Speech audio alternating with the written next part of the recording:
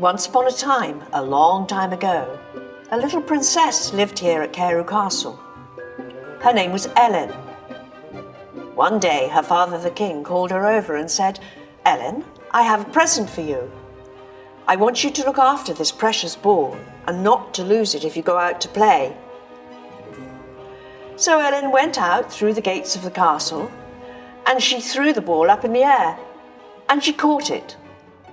And then she bounced the ball on the floor and she caught it. And then she threw the ball with all her might against the wall of the castle. And she didn't catch it. And the ball bounced away, badoink, badoink, badoink, into the mill pond behind me.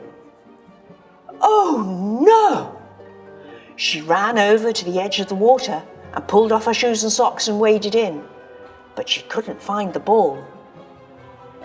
Then she heard a very strange voice saying, "I'll fetch it for you." "Who's that?" "I'll fetch your ball out." And there beneath her was a frog.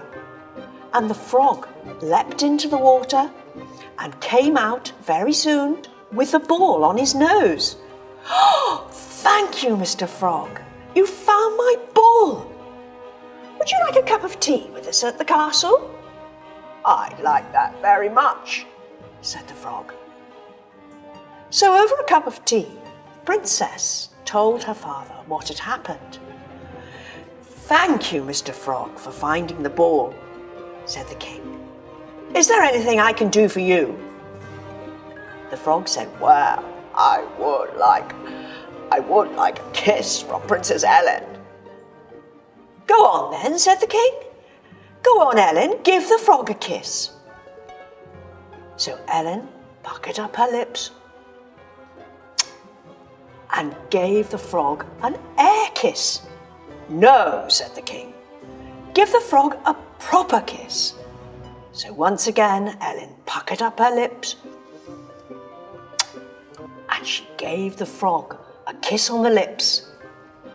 All at once, his frog feet started to become boy's feet, and he grew and grew until there was a boy standing in front of Ellen.